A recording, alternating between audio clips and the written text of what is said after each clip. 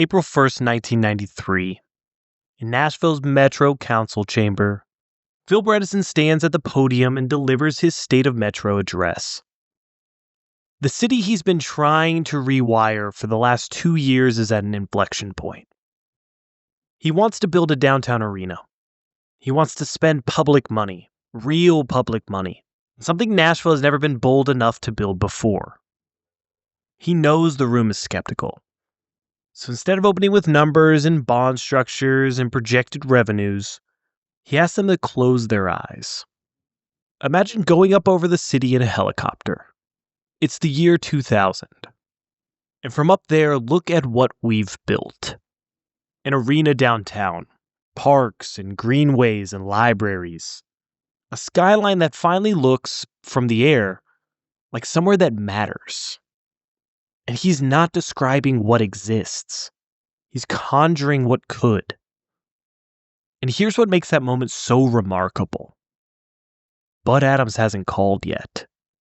There's no NFL team on the table. There's no Houston Oilers crisis, no conference room in Chicago, no phone call from a stranger asking if Nashville wants to be big league. That call comes 2 years from now. Phil Bredesen is asking Nashville to invest in a version of itself that doesn't exist yet, and to do it based on the vision of a city that didn't exist yet. The council votes yes on the arena. Nashville starts building, and 2 years later, Bud Adams calls.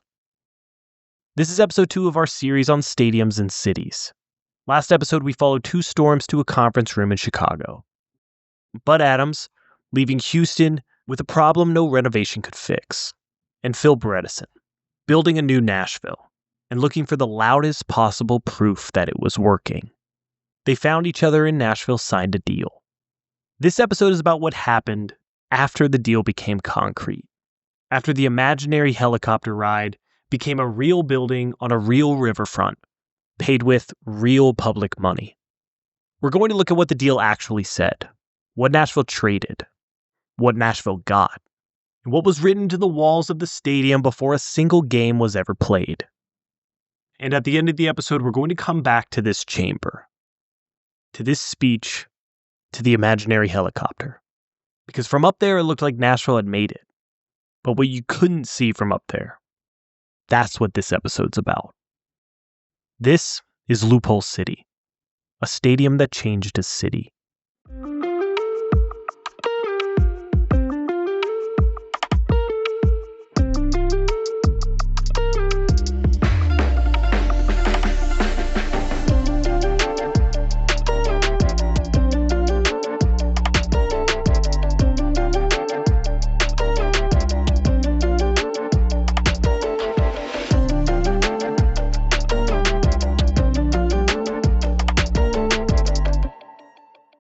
Let's start with the money, because this is where deals tell the truth. The first thing the money shows you is that the public assembled the package, not Bud Adams. The total 1990s stadium deal cost $292 million. At a high level, the deal breaks into 3 buckets. First was local public money. Roughly $144 million came from local sources. The portion the public voted on was $77 million of a general obligation bond. Metro also backed a second layer from the Sports Authority. The authority was approved to issue $65 million in revenue bonds, and then another $15 million in a second series. To support the debt, Metro pledged $4 million a year from Metro Water Services' surplus, along with parking revenue and lease rent. And if those pledged revenues fell short, Metro had their general fund as the backstop. So even when this debt was described as revenue-backed, or the stadium pays for it, public exposure was much broader than that phrase made it sound. The second was state money. The state of Tennessee kicked in $77 million. That mattered politically because it helped Nashville sell the deal as something bigger than just a city subsidy. This was being framed as a statewide investment in bringing the NFL to Tennessee. After all, the franchise was eventually named the Tennessee Titans, not the Nashville Titans. And the third bucket was PSLs, about $71 million. PSLs are personal seat licenses. They're a one-time fee that fans pay for the right to buy season tickets. Not the tickets themselves, for the right to buy them. From a team's perspective, the logic is pretty elegant. You capture upfront cash before a single game starts, use it to offset the construction costs, and create a fan base that has literally bought into the franchise. On paper, this portion sounded like the cleanest path, except even that part wasn't as clean as it looked. The PSL sales did not fly off the shelves. Local banks and prominent local players eventually had to step in, absorb all of the unsold inventory, and keep the structure from wobbling. So even the private bucket was still leaning on Nashville's own civic and business establishment to make the numbers work for the original stadium. And then there's the part that tells you most clearly who had the leverage.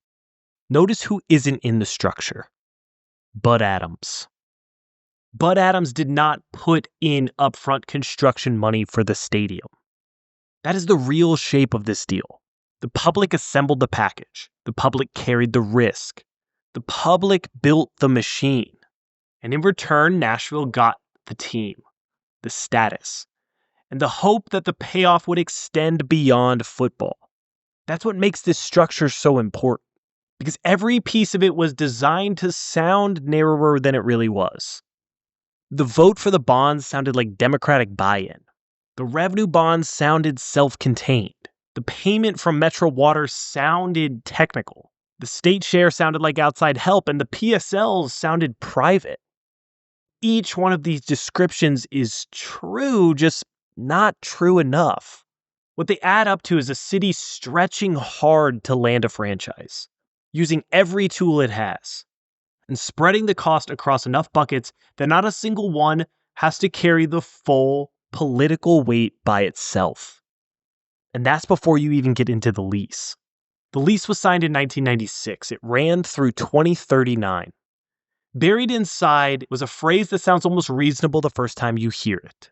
Nashville would maintain a first-class NFL facility. Not adequate, not functional, first class. It doesn't mean what the league expected just in 1996. It means what the league expects in 2006 or 2026.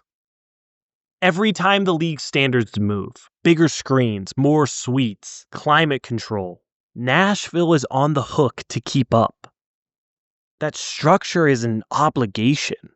The team plays in the building, the team collects the premium revenue, and the city has to keep upgrading the machine that generates the revenue at whatever cost the moving standard requires, or face breach of contract.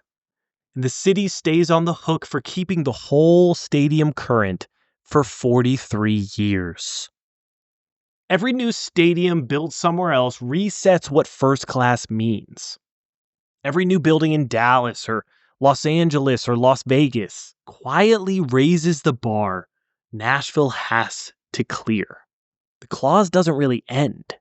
And so the bill compounds quietly in the background while the city booms, the building ages, and the league keeps moving the target. And one thing does matter here. Nashville didn't invent this deal. In the 1990s, cities across the country were signing variations of the same stadium package. Public bonds, hotel tax sold as tourists pay for it, teams keeping the richest venue revenues. Every city that offered more made every other city's offer look inadequate. The competition wasn't about merit. It was about which city was most willing to pay for entry. So in that world, Nashville's deal wasn't exceptional. It was the going rate. What was different was the why. Charlotte and Jacksonville were buying expansion franchises. They were paying admission to the club. Nashville was paying to prove something about itself. It wasn't just buying a team, it was buying proof. And once a city is buying identity, it gets easier to overpay without calling it that. And then came the moment that the whole bet felt worth it. The kind of moment city leaders picture when they make a deal like this in the first place. On September 12th, 1999, the Tennessee Titans play their first regular season home game against the Cincinnati Bengals. The blimp shots go national. The river, the skyline, a stadium that wasn't there 3 years ago, full of people who drove from around Tennessee to be part of something like that, to be part of something that felt finally, undeniably big league. And 4 months later, January 8th, 2000, a playoff game versus the Buffalo Bills. Last-second kickoff, a lateral, the Music City Miracle. 75 yards to win the game. One of the most replayed moments in NFL history, unfolding on the riverbank in the team's very first season. As introductions go, Nashville couldn't have asked for a bigger one. Nashville didn't just get a football team. It got national visibility. The kind of moment that changes how a place is seen. The kind of moment that makes people who have never been to your city finally know your name. Now, I want to be honest about what the stadium actually did for Nashville. Because the easy version of this story is either it was worth every penny or it was a giveaway to a billionaire. But the truth is more interesting than either of those. Nashville's growth over the next 2 decades was not caused by a football stadium alone.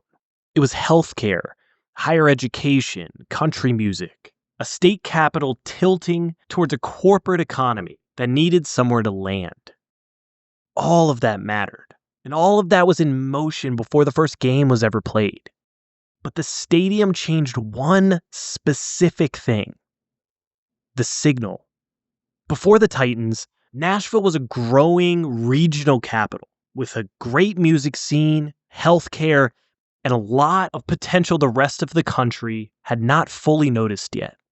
But after the Titans, Nashville was a city whose name appeared on national television every Sunday, a skyline recognizable by people who have never set foot here.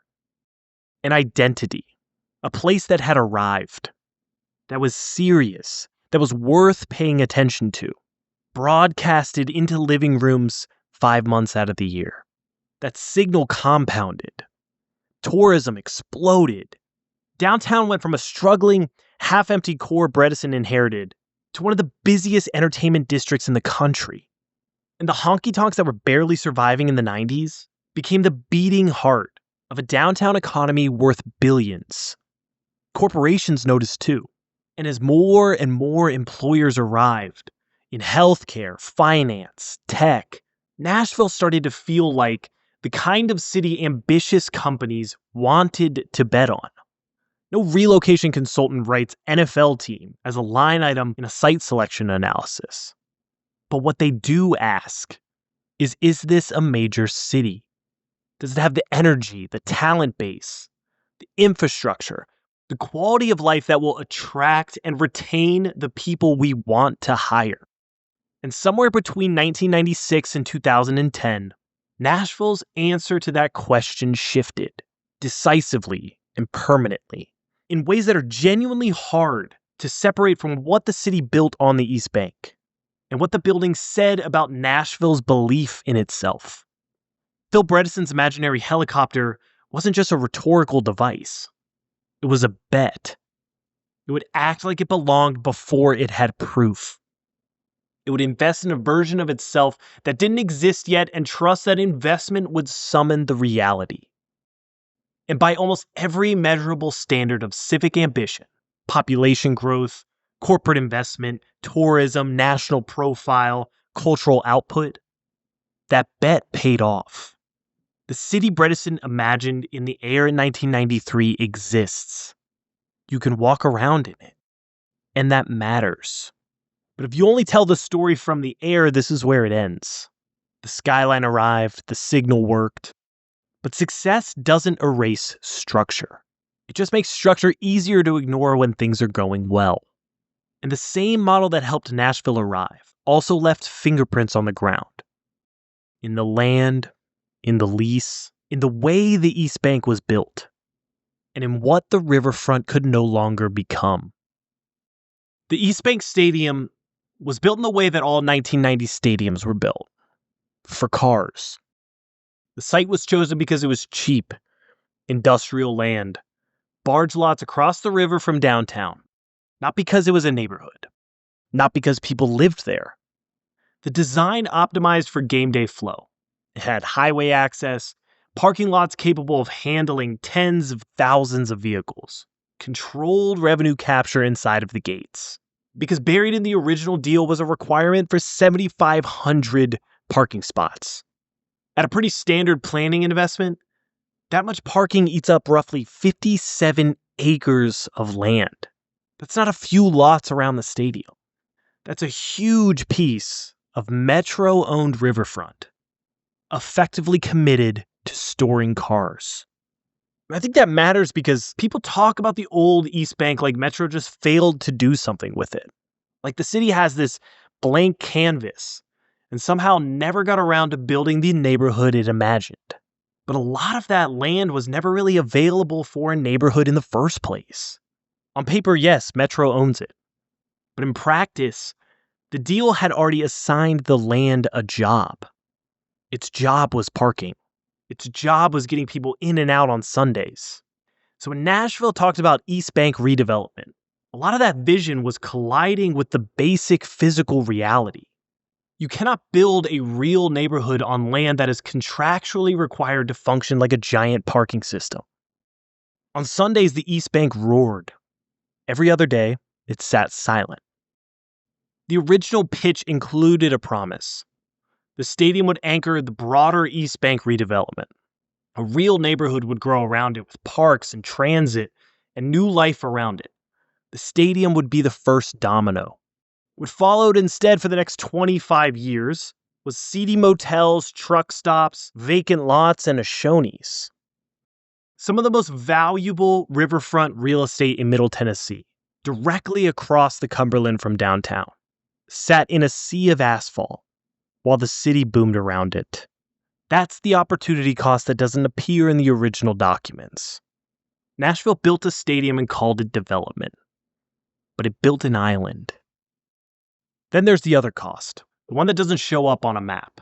Every dollar committed to paying off stadium bonds was a dollar that couldn't go somewhere else, like classrooms or transit or affordable housing. Infrastructure for a city that was about to grow faster than it had already planned for. Economists have been skeptical about stadium deals for a long time, not because stadiums generate no activity, but because they generate concentrated activity. The benefits flow to the team, to certain businesses, to certain parts of town, but the costs spread across the entire community. And in Nashville, the boom was loud enough that those trade-offs were easy to ignore. When a city is rising, it feels like everyone is winning. But booms have losers. And as Nashville grew, as the tourists flooded Lower Broadway, as the corporate campuses expanded, as the city became a national destination, housing costs climbed. Neighborhoods that had once been affordable to working-class Nashvillians moved beyond reach. People who arranged their lives around this city found themselves priced out, not by any single cause, but by the accumulated pressure of a place that had successfully sold itself as somewhere worth moving to. The stadium didn't cause that directly, but it was part of a model of growth that kept asking, how do we get bigger? Without always stopping to ask, bigger for whom? Phil Bredesen knew the answer to that question. 4 days before the public vote approving the deal, he had an interview with the New York Times, and he told them what the vote was really about. He said, quote, "It put people who just liked the way Nashville was, a somewhat isolated, genteel southern city, up against people who wanted Nashville to be more like Jacksonville and Charlotte and Indianapolis." End quote. On the economics, he was disarmingly direct. He understood that economists criticized stadium deals, but he was doing it anyway. Because what Nashville was buying wasn't a revenue system. It was identity. And that wasn't spin. Bredesen was being unusually direct about what a city was buying. He knew the terms favored the team. He knew the criticism. He moved forward anyways because he believed the identity gain was worth the price. And he wasn't wrong that Nashville wanted that. The question hanging over all of us is whether the people who paid for that version of Nashville get to live in it. Fast forward to 2022. The Titans are still playing in the stadium opened on the East Bank in 1999. The building is aging. The lease obligation gets called in. Nashville hires an independent assessor to tell them how much it would cost to keep up with the first-class clause in the contract. It comes back with a number between $1.75 and $1.95 billion.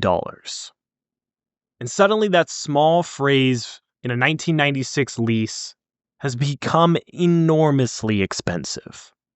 The Nashville scene put it plainly, quote, "The deal signed under Bredesen had become a relic of a different Nashville, a city still trying to buy its way into a major league status. And now the Nashville of 2022 is being asked to pay for the ambitions of the Nashville of 1996. End quote. By 2022, Nashville was no longer the city that signed that deal, but the contract didn't change. And that's where the old story ends, because the bill has arrived. And once it arrived, Nashville had to make a new choice. But let's go back one more time. April 1st, 1993. Back to the Metro Council chamber. Back to Phil Bredesen at the podium, asking a room full of skeptics to close their eyes and imagine something that didn't exist yet. An imaginary helicopter, an imagined future, a skyline from the air finally looked like a major city. The council votes yes. Bud Adams calls. A new stadium goes up. The Music City miracle happens. The tourists arrive and the corporations follow. And from up there, from the altitude Bredesen conjured up in that chamber, it really can look like the bet worked. Because in a lot of ways it did. The city changed. The signal mattered. Nashville became more visible, more ambitious, more nationally legible. The version of the city Bredesen was asking people to imagine in 1993 is in many ways the city people now take for granted. But that's not the same thing as saying that the structure was clean. The lease clauses were real. The public obligations were real. The parking lots were real. The riverfront land that never became what it was supposed to become, that's real too. So I don't think the point of this story is to hand down some clean verdict about whether the bet was right or wrong. The point is to understand what the bet bought and what it blocked. Because the old deal did two things at once. It helped Nashville arrive. And it locked a huge piece of the East Bank into a use that made real neighborhood building almost impossible. That's why 2022 matters. Not just because the bill finally came due, but because the New Deal begins to break open the old logic. The lots start to open. The land starts to unlock. And for the first time in a long time, the East Bank is not just a stadium site.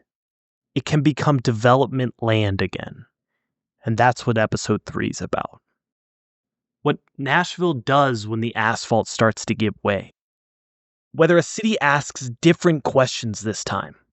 Whether the neighborhood promised around the first stadium can finally become real around the second. And whether Nashville is really building something on the East Bank that works not just from the air, but on the ground too. I'll see you for episode 3. This is Loophole City, a stadium that changed a city.